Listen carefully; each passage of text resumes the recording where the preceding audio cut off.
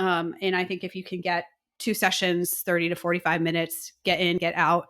Look, I'm not interested in spending 4 hours in the gym. I want to get the most bang for my buck. I want to do the least amount of work possible for the most benefit so that I can go and live my life and also enjoy my jiu-jitsu. Ladies and gentlemen, I'm thrilled to welcome Steph Guadreau to the podcast. She's a strength coach. She's a nutritionist. She's an author. She's prolific on the internet. And she also does jiu-jitsu. She's a jiu-jitsu purple belt there in San Diego. So I think it's going to be a really interesting crossover. And thanks so much for joining us. Thanks for having me on. I appreciate it. So I'm going to hit you right off the bat with a question that you must get every single day, which is, if I'm a chick and I start weightlifting, I don't want to look like that. I don't want to look like that big, muscle-bound, veiny monster chick that I saw on some bodybuilding show or some bodybuilding picture. I don't want to be big and gross like that. Not saying that that's big and gross, but that's what some people think it is. Why should I weightlift? I mean, maybe I should just do some toning. My least favorite word on the planet, actually, when applied to this situation. Gosh. Yeah, I think there's, I could go in a million directions here. I think first things first is to build to that level of muscularity / vascularity. If you're somebody who's looking to get interested in strength training, to build to that level takes a lot of work. No one just stumbles into a gym, does a few sets of bicep curls or a few squats, and then looks like that, right? Which is what we have, that preconceived notion that it's going to be really easy. And in fact, a lot of those folks who are in the aesthetic sports, the physique sports and things like that, they work, they train, they eat, they sleep incredibly right. They're incredibly regulated in what they do. Their protocols are very strict. They are training a lot. They're taking a ton of drugs. Some of them are on the gear, are using gear and are taking anabolic steroids or whatever you have, growth hormone, et cetera. So they're oftentimes using PEDs, and just to get to that level of a look or an aesthetic is not something you accidentally do. I think the other big misconception is that if we want to work in sort of improving strength and power, we are going to look at doing slightly different, for example, repetition ranges, rep ranges, different set ranges, different amounts of rest than doing something that is meant for hypertrophy.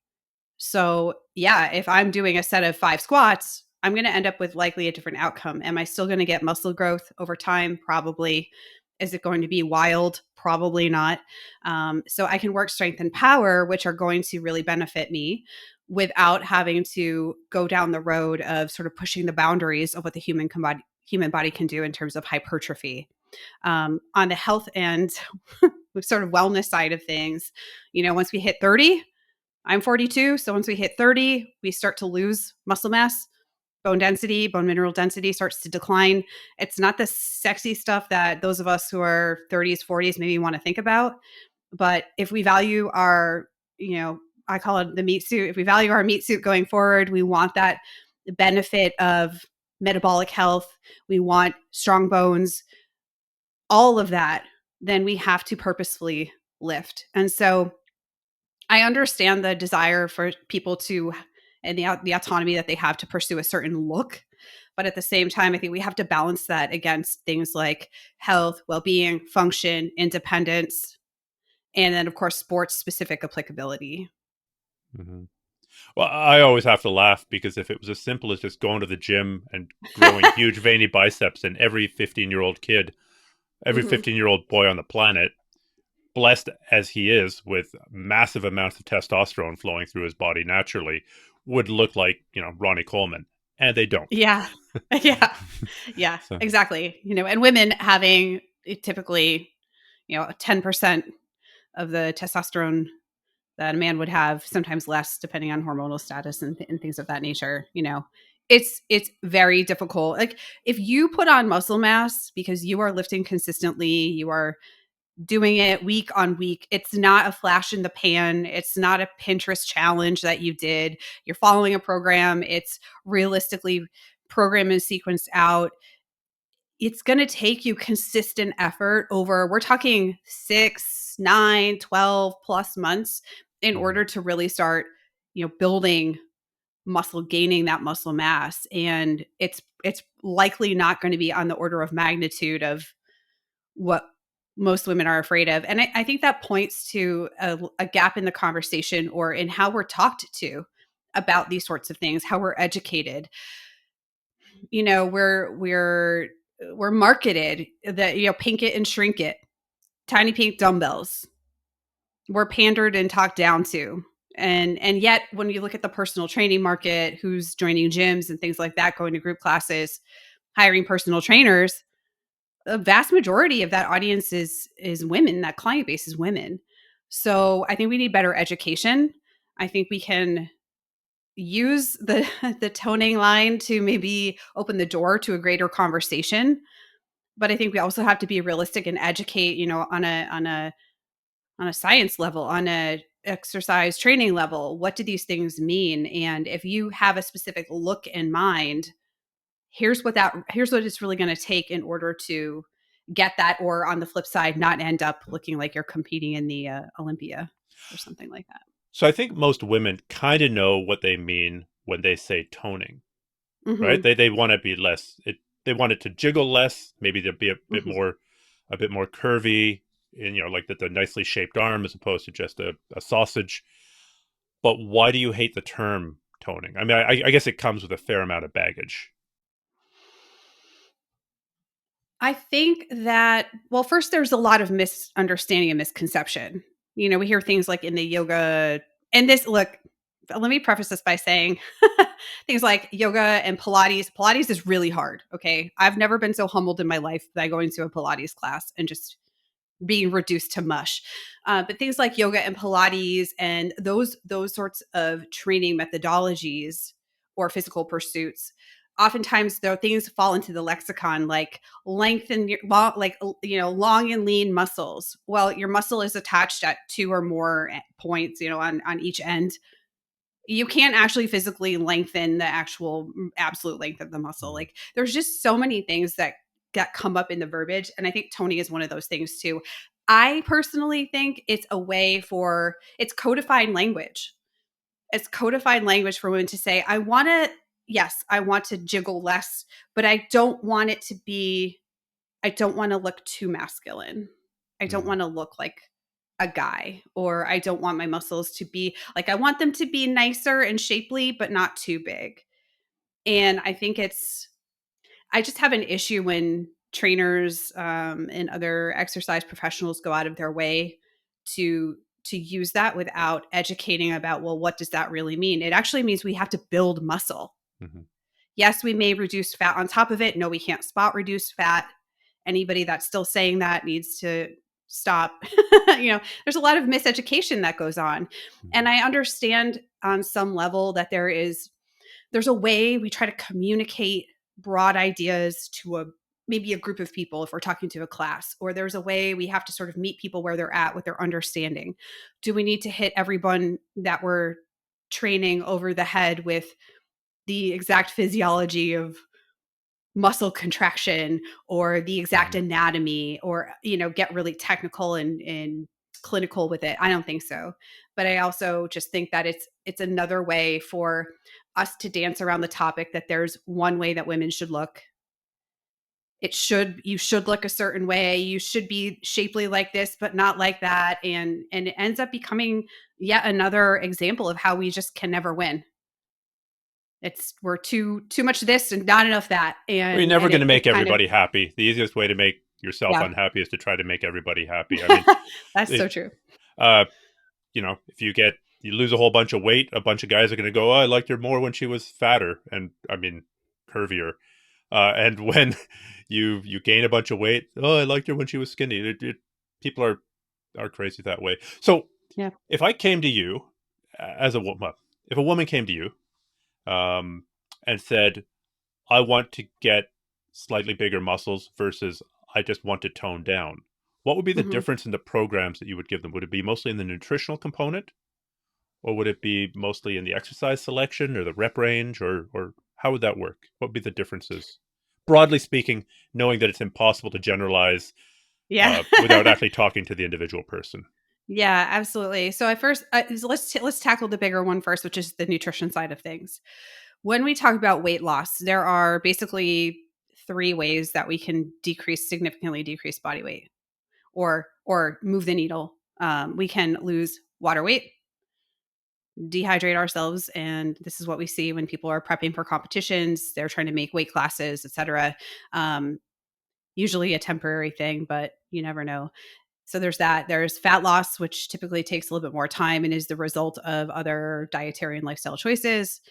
And then we have muscle loss, which, in my opinion, is never a good way to lose weight because muscle is the most metabolically active tissue that we have. It's really important to build that up. As we've talked about earlier, muscle loss, muscle wasting as we get older, and all the implications of that. So if we're trying to make change with body size, it's interesting. People want to talk about calories in, calories out. It's like a spreadsheet, it's very easy to predict, but the body is really smart. The body will compensate.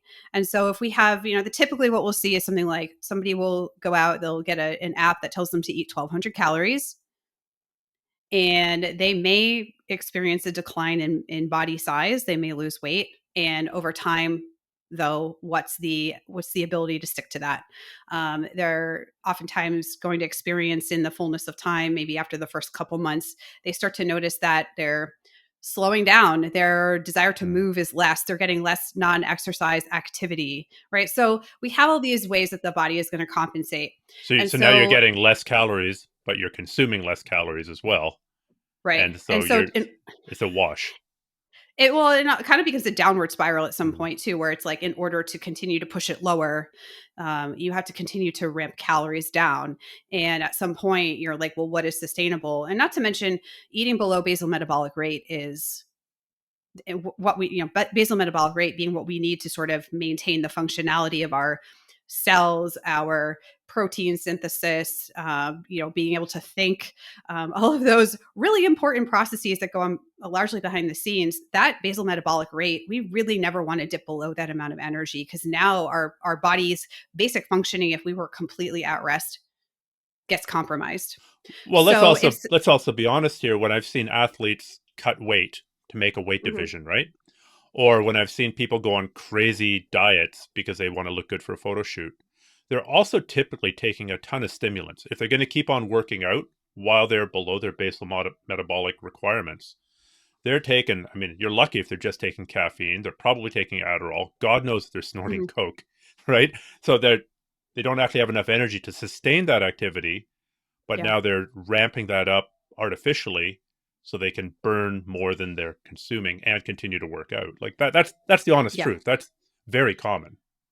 Sure. Well, they may have the energy as well to get through the workouts or whatever they're doing for training, but then we also start to see other things falling apart, right? Hmm. Hormonal Oh, dysfunction I'm not in saying it's women. healthy. Yeah. Menstrual cycle dysfunction, testosterone issues, immunity, cardiovascular issues. I mean, it's just it's not a good place to go. So when I'm working with women and they're like, okay, I want to build some muscle, I want to get stronger, we would focus on a few things. First of all, protein intake. I mean, it's just a non-negotiable. If we take a look at what's going on with a lot of people, we may see, we have this eat less, move more saying that's so pervasive in our culture and our society. And while that may be true for some people, it is not true for everyone. And someone who is working out to a high capacity, especially, we need to be really careful with that. But protein intake tends to be pretty low with women. There's just a lot of miseducation about what it takes to support your activity, to be able to repair muscle, to be able to do muscle protein synthesis and grow more muscle. So the protein intake is super important, along with that sort of overall energy intake that's going to support your activity. And then if I'm working with a woman and she's interested in getting stronger, potentially increasing muscle mass a little bit, but doesn't want to become a physique or aesthetic athlete and pursue, max hypertrophy, if you will. We're typically working in reps and sets below 8.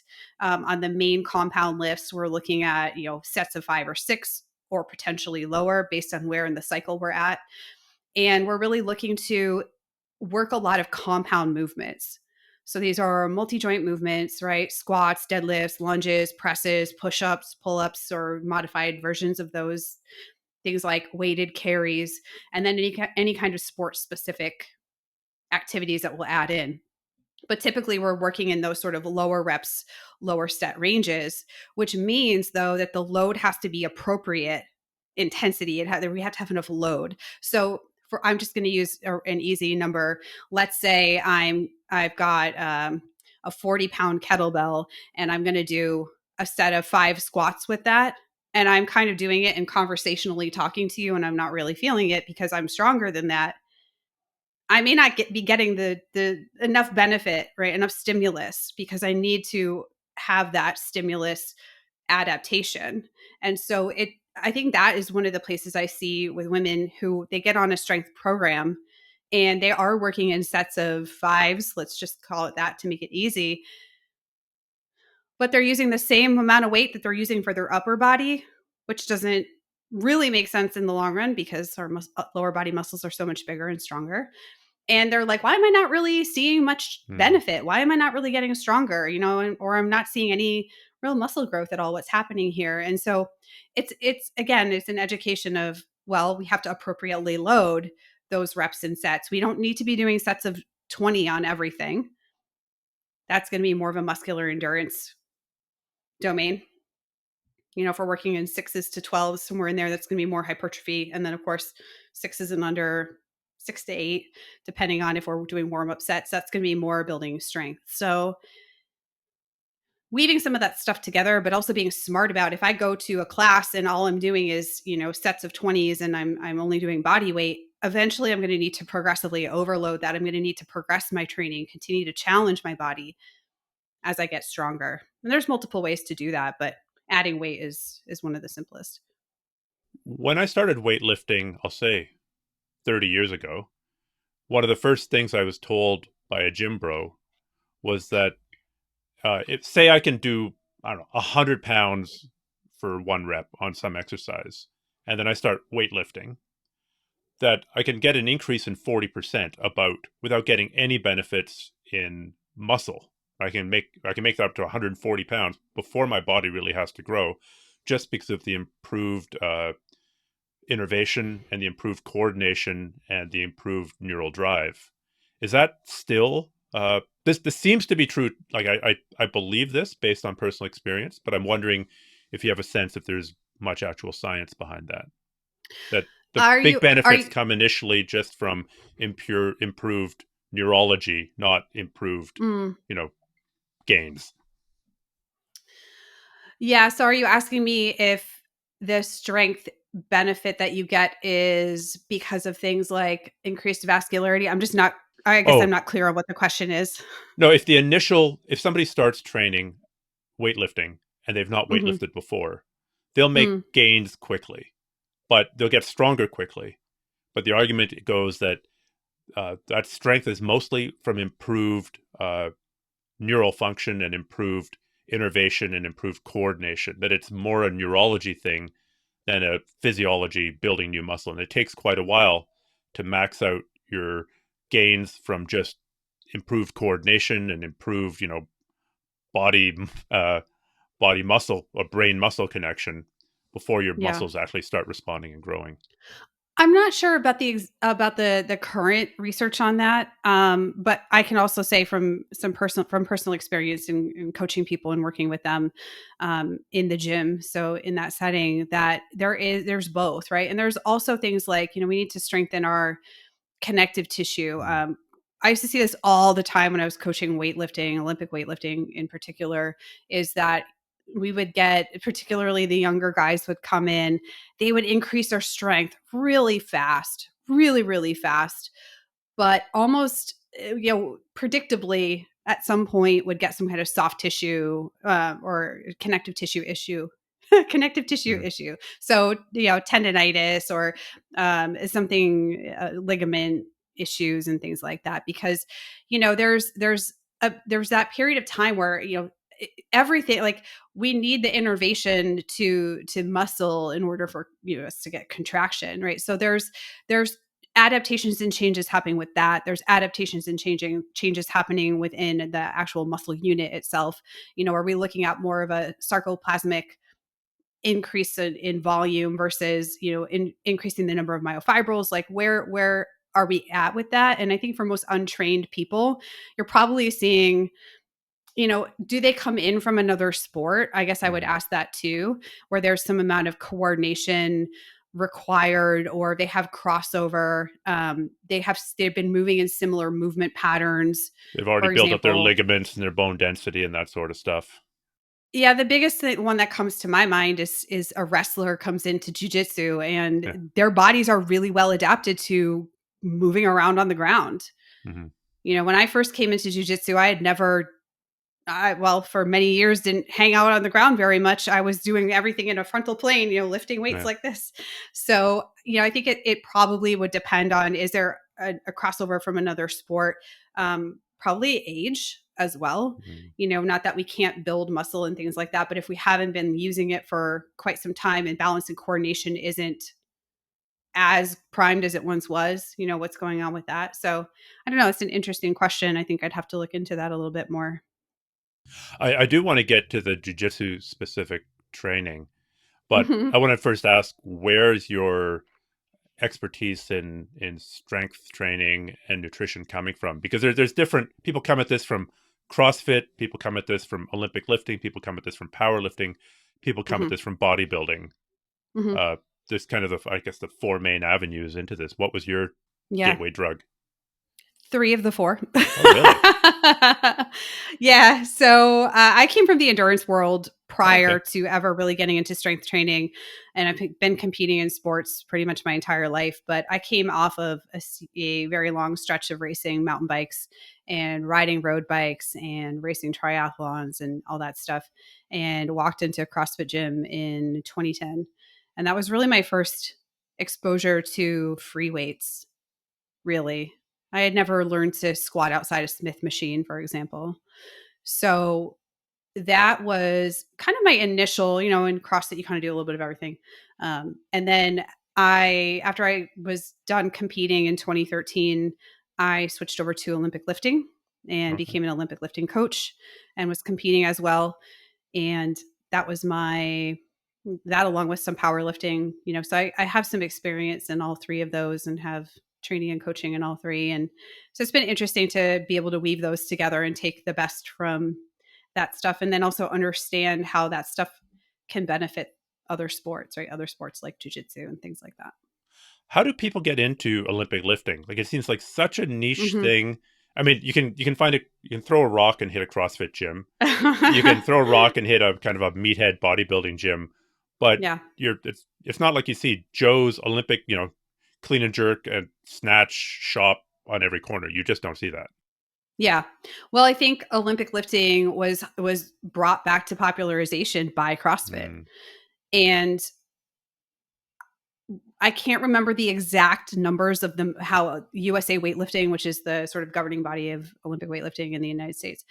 I can't remember the exact increase in membership that they had, but it was substantial. mm. They were basically a dead in the water kind of organization, very small, and CrossFit really helped to reinvigorate the interest in sports like Olympic weightlifting, even though it has been in the Olympics consistently, in for many, many years. And so I think you definitely saw more exposure. It wasn't even, there's some athletes in sports that are exposed to, for example, maybe they're doing power cleans in football Yeah. or things like that, where you get a little bit of that, but it's generally not done very well because it's hard. These techniques take a while to develop proficiency.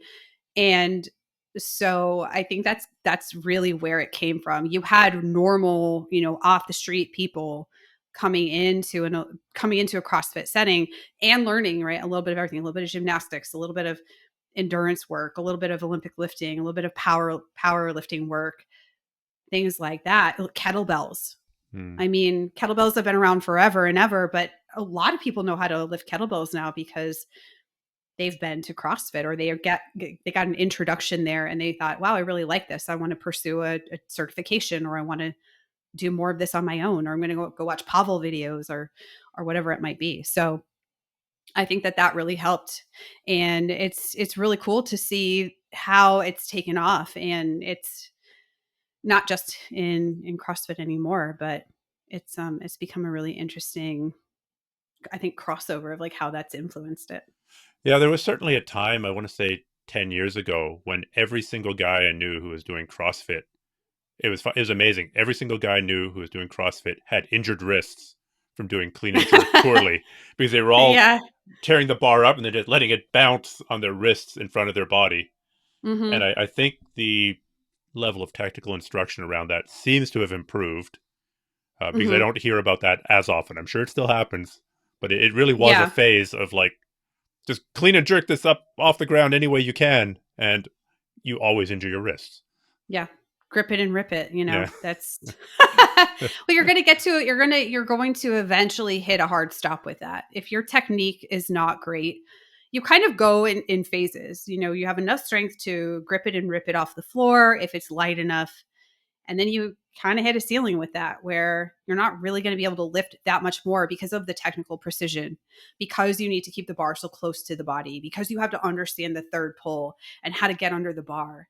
And if the bar travels away from you, it's pretty much your lift is screwed. Like, you might as well just let it go, instead of chasing it all around the platform or around the gym. So let's pivot to kind of application to other sports outside of um, lifting for its own sake. I mean, I think there's a Yeah. tremendous amount of value of lifting for its own sake, but uh, and let's stick with Olympic lifting. I've heard it argued, and I find it hard to argue against it, that most of the benefits from something like Olympic lifting, like clean and jerk or the snatch, can be gained just by doing high pulls, where you're not doing all the technical stuff at the end of the lift, where you're just trying to get that initial explosive movement, pulling that bar as high as you can, and then not trying to get underneath it, not trying to get it above your head, not trying to rack it properly. Where do you Hmm. stand on that? This isn't something I've looked deeply into, so it's a genuine question. Yeah. Yeah. Well, I think I would assess the athlete first. And actually, when we're go through training to be an Olympic lifting coach certified under USAW and working with my mentor coach for many years, one of the first things we do is assess the athlete. And if the athlete cannot get into a squat with the bar in the front rack, then we're not going to have them clean by, for anyone listening, people will say a full clean, but a clean is where you go into a full squat at the bottom of the lift and you stand up. What is that person's thoracic mobility like? Are they able to get their elbows up and around, up in front, laser elbows, kind of what we call Mm. it, so that their elbows are facing front? Why is that? It's because we're just sticklers with form and technique? No, it's because it's for safety. If the athlete cannot get their elbows up and they miss a clean and their elbows hit their knees in the bottom of the squat, they will break their wrists. Mm-hmm. Right. And it's probably similar to what you were talking about. So there's an element of assessing where that athlete is. If their thoracic mobility is poor, their shoulder mobility is poor, and they can't get overhead, then what's the point of going overhead and doing a jerk? Mm-hmm. Because it is so explosive, right? Can we mimic that with something like a press But or if work all I on want to get shoulder rehab? if all I want to get better at is my double leg, right? That explosive, or picking somebody up and lifting them off the ground, Yeah. or my improving my start time on my sprint, is it worth Mhm. even getting to all that overhead stuff, that catching it, or should just that first part of the motion, is that something I should be concentrating on? If you're newer and you are not very good at cleans, because the pull is not a non-technical part of the lift. It is a technical part of the lift. And if your pull is winging out away from your body, then you're losing some of that force transfer. Mm-hmm. You're losing some of that transfer. It should be going up, right? So you're working with hip extension, essentially. So if someone's newer and they can't even control the bar properly, they don't understand how to engage their lats, for example, and keep that bar snug into the body, why not just do something like a kettlebell swing? Mm-hmm. Why not do a jump, right, from, up onto a box and step down? Mm-hmm. Why not do sprint training? Why not do some other way of drilling that? So I think it's a little bit of a, Olympic lifts look cool. Yeah. right? They have an appeal. It's like, wow, that's like really amazing. You move that bar so quickly. But I think there are other ways to work that movement pattern that are even less technical than that. Mm-hmm. So if there's an injury or the person's got a bum wrist, or if they are unable to control the bar, and so the point of the movement is the move becomes way less efficient, and it's like, well, why bother?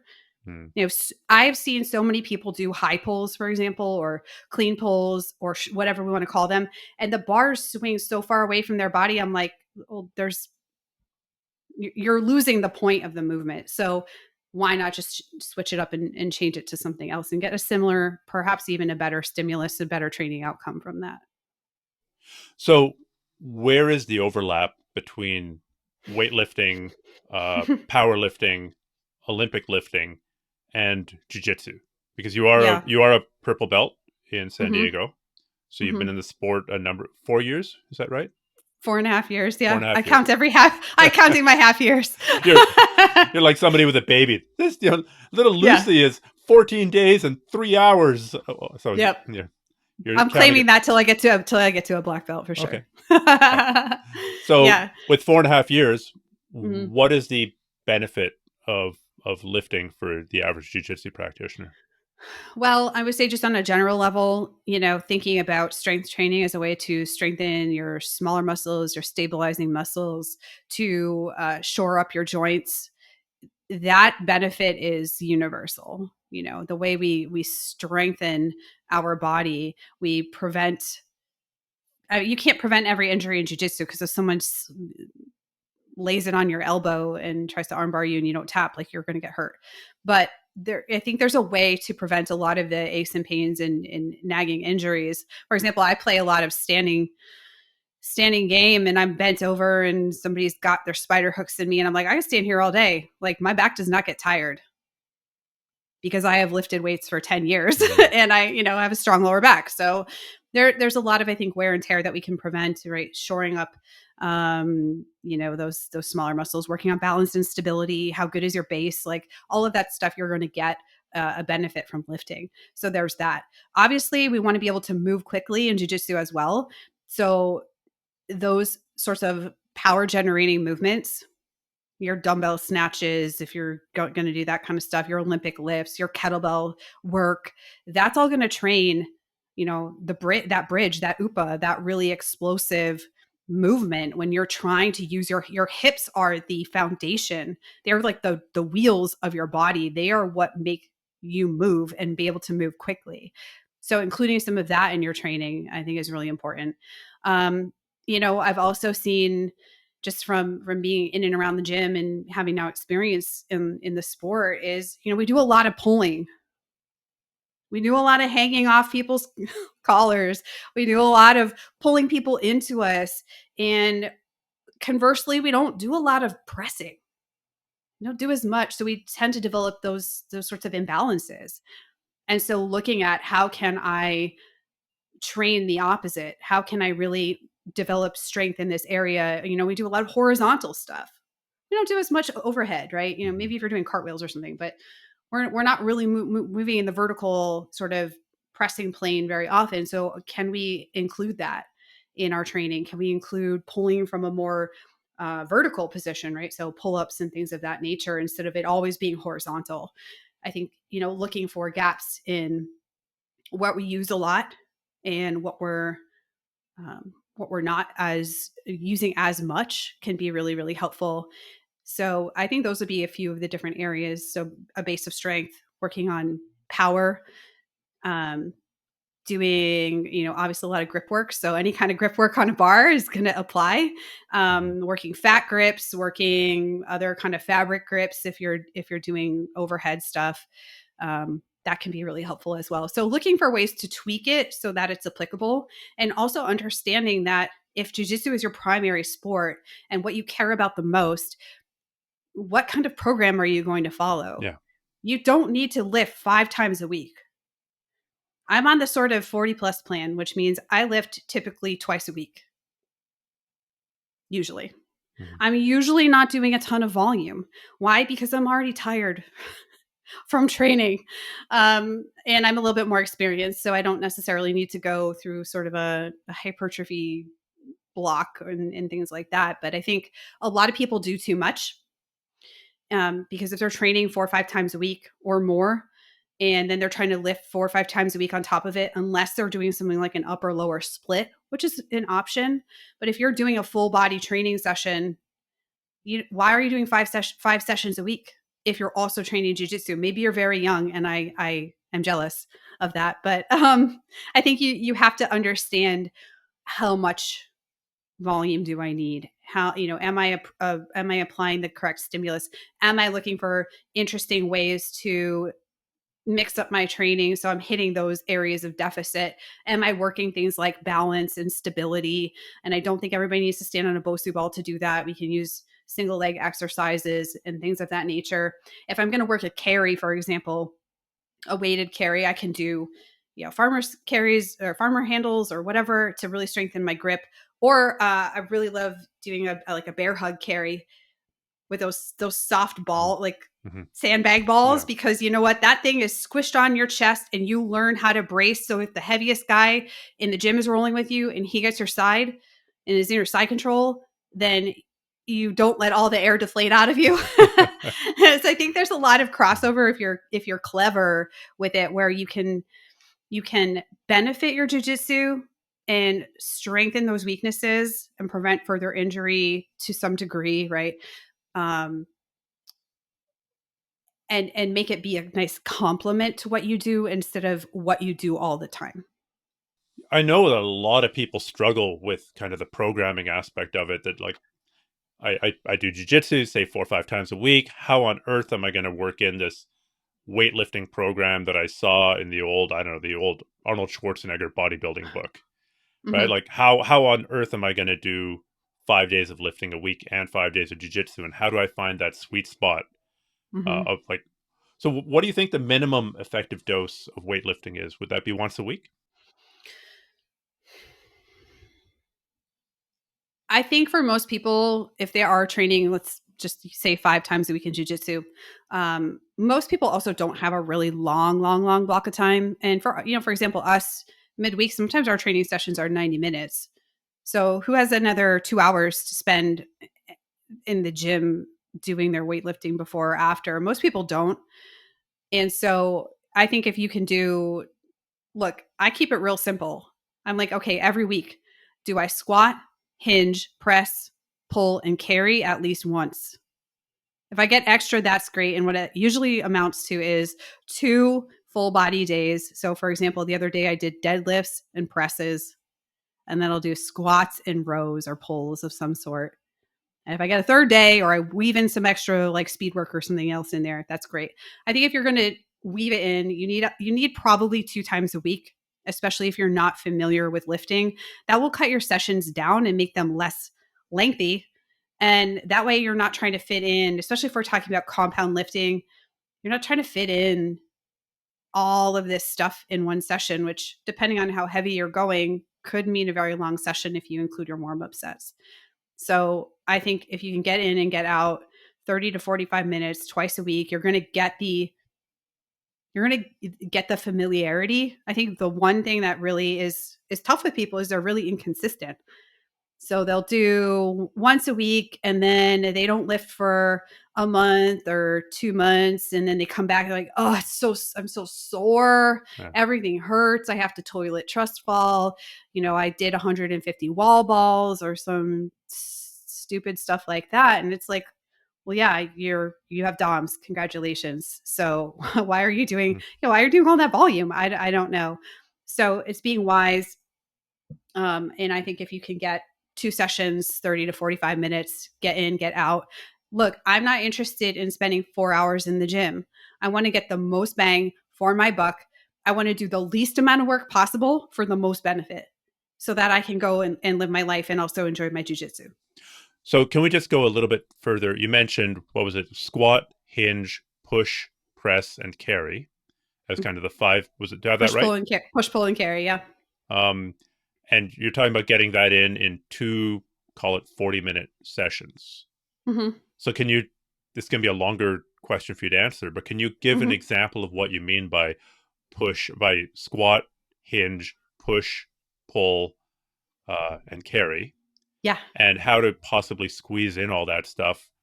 I mean, uh, and do like, because people are, well, how am I going to do all these different pulling exercises? How am I going to do all these different pushing exercises? So, Mhm. can you Yep. give? I mean, I don't want to put you out of a job, but presumably, Yeah, can, yeah. No, I'll lay it all out. Yeah. So these are the 5 main compound movement patterns. Now, there are other isolation exercises. So, for example, if we're doing biceps curls or we're doing tricep kickbacks or, leg raises, I don't even know what you call these things anymore, but like leg raise machine and those sorts of things where you're working one joint at a time. That's like a single joint or isolation exercise. What I'm talking about is multi joint exercises that are relying on and are demanding more musculature per movement. So for example, a squat, right? I'm not only am I moving my legs, but if the bar is on me or the weight is on me or I'm holding the weight in my hands, whether it's in a goblet squat, it's on my shoulders, whatever, I am also requiring stability from my torso. I'm requiring my upper body. Everything is working. So that's why I bias more toward those sorts of movements because of efficiency. So we have the squat, right, which is primarily it's going to be a hip hinge or a hip flexion and knee flexion type movement. So I'm squatting down. And there's with a obviously little many bit of hip hinge if you're doing it more like a power yeah, lifter. yeah. Yeah, a little bit of hip flexion, right? We have to actually send the hips back at the same time that our knees bend, and this is one of the biggest squat flaws that we see or faults is trying to just not trying to not bend the knees, and so the hips go way back, and then we lose our balance. So that would be all of your squats. I kind of people debate is a lunge a squat? I mean, not technically because we tend to have very little hip flexion there, but I tend to kind of lump them in. So all of your lunge variations, whether it's rear foot elevated, front foot elevated, all of that stuff, all of your squatting. So that's that one category. Your second category will be your hinges, which is primarily a hip flexion dominant movement. So these are going to be, again, for jujitsu practitioners, like yeah, you're going to need this is one of the things to really develop because you need that hip strength. You need this to be really solid because the hips drive the whole body, right? And so these are going to be primarily your deadlifts and your deadlift variations, your glute bridges, your hip thrusts. Kettlebell swings, Yeah, I mean kettlebell swings tend to be a little bit more higher volume. uh, they're going to tend to be more of a higher volume, um, more glycolytic, right? They're going to get your heart rate up a little bit higher, typically those things, but it is still a hinge. And that's one of the biggest faults actually, again, that we see in the kettlebell swing is that people squat down. And so they're missing that like tension in the hamstring. They're missing that engagement. So that's one of the things that a lot of my folks that I help out at the Jiu-Jitsu Academy, I'm like, show me your kettlebell swing. Okay, we got some stuff to work on here. Really sending the hips back and using that power. So there's that. All the pressing motions. So a horizontal press, anything from a foundational push up to a bench press, for example. We have our vertical presses, right? So all of our shoulder presses and different variations thereof. We have our pulls, right? So typically things like our rows. Are going to be in there. And then we have our carries, all of our weighted carries, whichever way you want to carry, whatever odd object you want to carry. You can carry pretty much anything. And so a lot of these not only have crossover to, obviously sport, but life.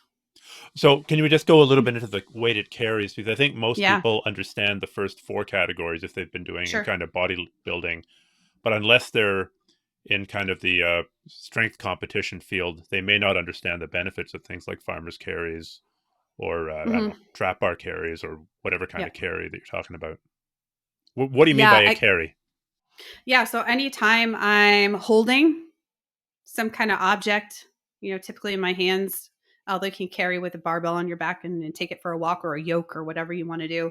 But typically I'm holding the weight in some position. The simplest variation of that, which would be to hold two weights at your side, whether it's a kettlebell, a dumbbell, etc., shopping bags, you know, whatever it is, gallons of water. I mean, we can extend this out to a million different things, but I'm holding the weight at my sides, hanging down. It's requiring grip strength. And again, it's requiring my entire body, because I'm not only moving it, displacing myself and moving the weight, but I have to maintain things like stability. I have to be able to account for not putting the brakes on and kind of heel striking with every step, right? I have to be able to maintain some of that forward momentum. So it requires a lot of your body. And of course, the obvious would be your grip. Then we move to probably the next tricky variation, or the next advancement, I guess, in the progression, which would be holding things at in the shoulder or rack level. You can hold one or two. I can hold one weight in a farmer or suitcase position down at my side and one on my shoulder. And then, of course, the most challenging, typically variation, which is going to be some kind of overhead hold, because that's really going to challenge my thoracic mobility and my shoulder stability. I can do any kind of combination thereof. And as I mentioned earlier, I can carry weights, a big sandbag across the back of my shoulders. I could carry a bear hug bag out in the front. I can ruck. I could carry a backpack on my back. So there's a lot of different ways to do this. But in terms of building strength, stability, and really working your entire body, carries are amazing. And I think they're really underutilized in a lot of training. When I talked with Chris Duffin, who's just an absolutely insane powerlifter out of Portland, he was arguing that the single most important exercise that you can do is something that loads your spine axially, basically from your neck all the way down through your thoracic, your lumbar, all the way down to your pelvis, through your legs. And it's interesting that of the various exercises or the exercise categories you mentioned, the squat, the hinge, and the carry, you are loading your spine vertically from the top down. Even if you're carrying things in your hands are connected to your hand bones are connected to your shoulder bones, and your shoulder bones are connected to your thoracic bones. And that's, again, loading that spine. So it's really interesting. There's this convergence between what you're saying and what Chris Duffin, who is, I think he was the second man to squat and deadlift more than 1,000 pounds for reps at some crazy light body weight of like 240 pounds. And so I take what he says pretty seriously. Yeah. Yeah, absolutely. So I think, going back to your original question, which is, how do I work this in? And so again, if we're talking about working for strength, we're typically not going to be working in sets and reps that are very high volume load overall. So it's actually shorter to be able to, it's a quicker workout to be able to get in 3 sets of 5 or 5 sets of 5. And so if I'm doing, the other day I did something which was a little bit more, I was kind of, going up like almost in a pyramid style, where I warm up with, as my warm up sets go, my reps get lighter. My reps get fewer and fewer as my weight gets higher and higher. And I ended with a single trap bar deadlift at 300. And that was it for the day for me. So it kind of depends where I'm at.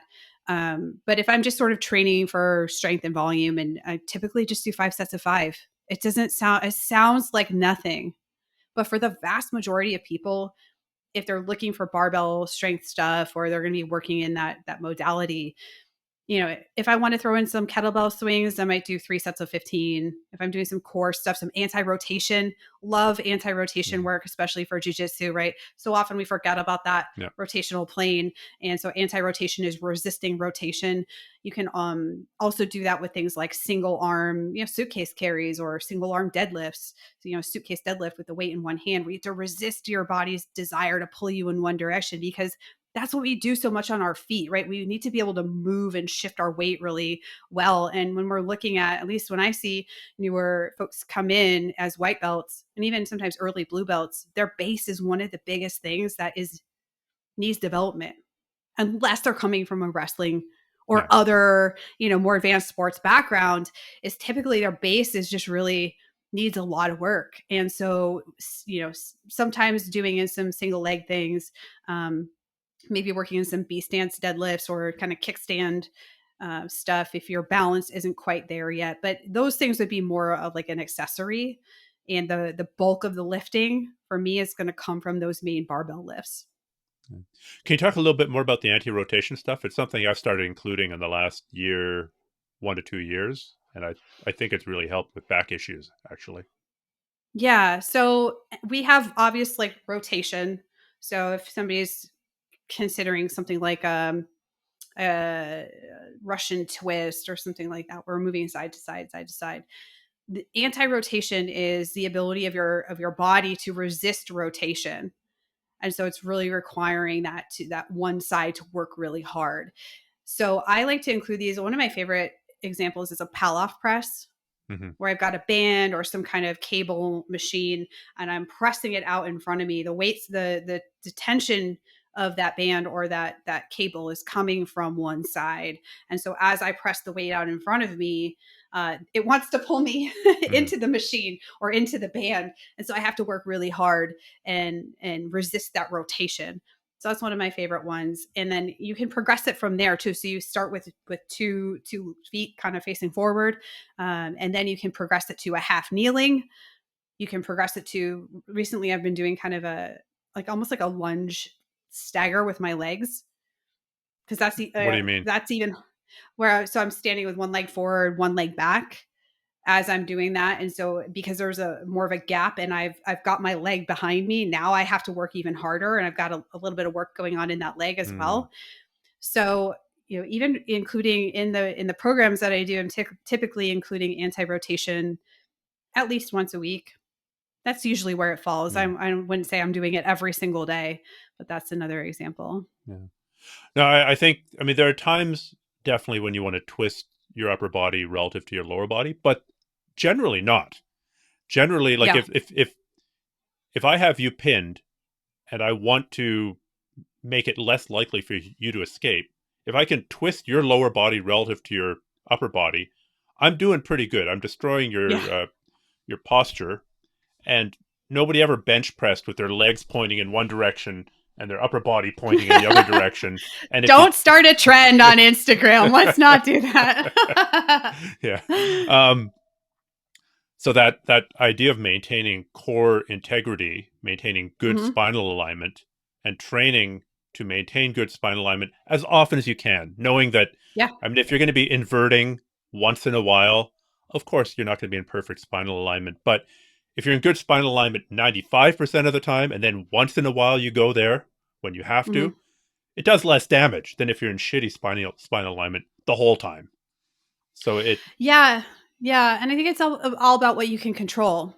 Things like yeah. mobility, right? Mobility is all your ability to control kind of end range.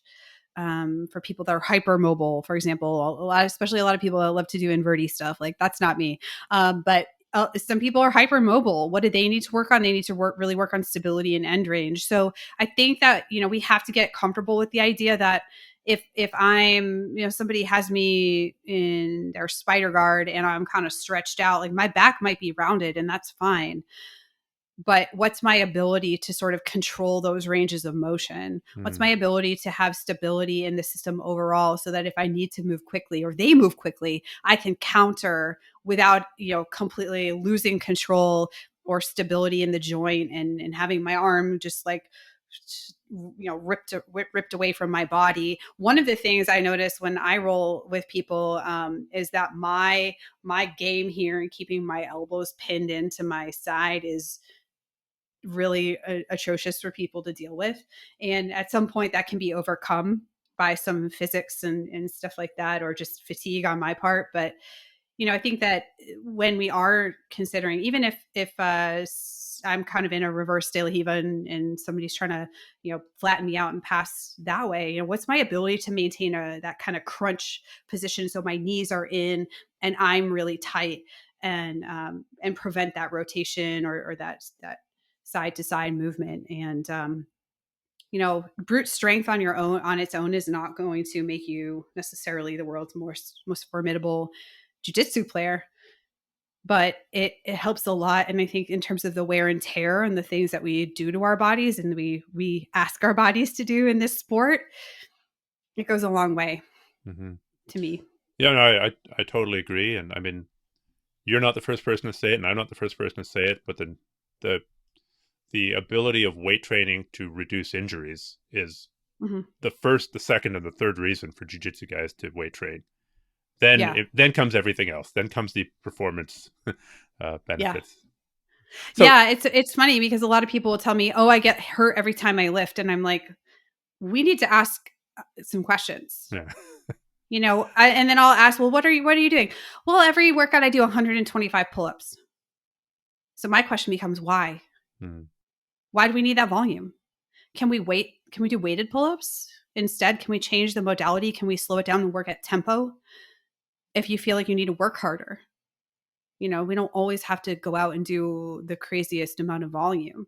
And so it's like sometimes if you're getting hurt, what are you doing in the rest of your life? yeah, What's your nutrition like? Are you recovering? All of those things. Are you ignoring those naggy little injuries that you have? Are you getting them taken care of, et cetera? What does the programming look like?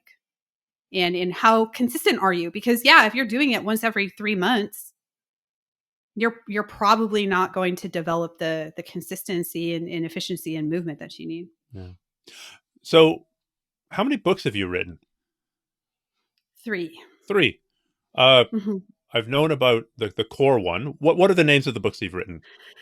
Yeah, so I've written the Core 4, Embrace Your Body, Own Your Power. That one came out 2 years ago, and it's kind of an overall 4 pillars guide for people who write into me all the time and ask me like, how do I start this stuff? I want to get stronger. I want to eat a little better. What do I do? So that's that book. I have a cookbook called the Performance Paleo Cookbook when I was sort of in my paleo days. And then the very first book that I wrote is called The Paleo Athlete, and that came out in 2013. Are you paleo now? I am not. Okay. Uh, I have embraced more carbs back into my life. yeah, it's so funny. I was listening to a podcast. Um, I want to say it was by Patrick Wyman, but I could be incorrect. And they were just talking about the huge diversity of diets that were actually being eaten in the paleo days. To say that avocados and shellfish. Well, maybe Yeah. there was somebody eating avocados and shellfish, but there was also somebody else gathering millet and eating grubs. Yeah. It the old millet and grubs recipe. So, what do you eat? Sounds delicious. What did you have for dinner last? What did you have for dinner last night? What did you have for breakfast this morning? I'll answer this morning because I can think about that more clearly. I Mm. had 2 pieces of whole grain bread. Mm. I had some mushrooms, some tomatoes, some eggs, some sauerkraut, some coffee. So Okay. that's what I had. That's what I had for breakfast. What did I So have for dinner a whole last bunch night? of veggies, a bit of carbs, and some protein. Yeah. Yeah, pretty much. And that's rinse, repeat, so some kind of dense protein. Again, really important, especially for training 5 times a week, plus a couple lifting sessions. So there's that. Some kind of usually whole grain or dense carb source, slow digesting carbs when I need it, maybe some faster digesting carbs around exercise, those sorts of things. Yeah, lots of veg, some fats, when they occur, and then for flavor and interest, and that's pretty much it. It's pretty simple. Oh, well, if you can't remember what you had for dinner last night, what are you going to have for dinner tonight? Probably we have some salmon. I have some Yukon Gold potatoes. I'm going to roast those in the oven. And then I wish I had it to show you because your face would just your mouth would drop. I was just at a friend's house and she gave me this squash. It's in the zucchini family. It's 4 feet tall. Wow. Yeah, it's some kind of Italian variety, but she gave that to me just at her house. So I'm going to cut some of that up and we're going to eat that for like 4 days. Yeah. Well, I got a squash this morning from Whole Foods, but it's this weird thing that's shaped exactly like a swan on the water. Uh-huh. So it's purely ornamental. It's not going to get eaten. It would be Oh, a is it a shame to eat it. gourd? I don't know. It's all the Oh, gourd squash. I mean, I've got a background in botany, but gourd squashy thing, I think, is the official okay. name. Sounds Um, good. so what's the book writing process like? Hard, Yeah. really hard. I mean, anyone who says, you should just write a book, it reminds me of that scene from Lord of the Rings, from the Fellowship of the Ring, when Boromir, and this is a famous gif, right? Well, one does not simply walk into Mordor. Yeah. One does not simply write a book. First of all, it usually takes some combination of people, at least, maybe you have an editor if you do this independently. Typically, most people don't design their own layout. So you need at least an editor, a designer, and you. If you have an editing, you're lucky enough to have a publishing deal, you're going to have a whole team there. It's hard. It's really, really arduous. And my really good friend one time said, Steph, what's simultaneously the best thing about a book and the worst thing about a book? I said, no, what? She said, well, on one hand, it lasts forever. On the other hand, it's just a snippet in time. And I just thought, oh, that's the worst, right? Because you continue, hopefully, even myself have continued to learn and improve my knowledge and my ability to communicate what I do to my audience and my community. And are there potentially a couple things in my most recent book I would have changed how I said it? Yeah. And that stuff drives me nuts. I'm like, oh, I wish I would have said it differently. So it's a snippet in time, but it also lasts forever. If it sells 10,000 copies, you'll have a second edition, then you can go make all those changes. You can have the Core 4 2023 edition, now with more cowbell. I think that would be amazing. And so it's just hard. It's a lot of, I think it depends what route you take. If you want to try to get a publishing deal, then usually if you want to go and shop your book to some of the bigger publishing houses, you typically need an agent. In order to do that. So you've got to have your book proposal locked and loaded and tight. And they want to see a lot of times now the bigger publishers. I published with Harper One, which is a division of HarperCollins. They want to see that people have an active social media, that you have a community. And the reason is for the most part, once the book comes out, it's up to you to market the thing. Yeah. It's up to you to really get it out there. It's up to you to really do that end of, and so the book writing process begins typically well in advance of when the book comes out. For me, I got my book deal in late 2017. It was November 2017. The book came out July of 2019. Yeah. And so there's a long lead time, and then it's just starting. So we're talking about, incubating much longer than a human child tends to incubate for the pre-period. And then you gotta, you continue hopefully to promote it and get it out there in the world. It's just a long commitment. It's a long commitment. Yeah. I've published one, but that was self-published. Nice. And I'm working on a second, and I'm just trying to figure out whether to self-publish that. And it is by far one of the most painful things I've ever done. So it really, really is. I mean, the attention to detail that it takes, the consistency, and how do you decide how to structure things and tell the story, and the self-doubt, like, this is so boring. Nobody's going to enjoy this. So, no. Totally. I hear you so much on that. Yeah. Okay. So if people want to get your books, or if people want to hit you up for training, I don't know if you do that remotely. Do you do that only in person? How do they hit you up for more information? Yeah. So if you want to reach out to me, slide into my DMs on Instagram, Steph_Guadreau, or you can go through my site, which is stephguadreau.com. Those are probably the two easiest ways to get a hold of me. You say Guadreau. I would say Guadreau because I spent time in Montreal, but how would you spell Guadreau? How would I spell? I don't even know. I don't even know how to speak French. Not pronounced, but how would you spell it? Oh, how do I spell my actual last name? Yeah. Guadreau, all the vowels. This is why I own several domains in which my last name is misspelled, and they all point to my actual website. That's very, very clever.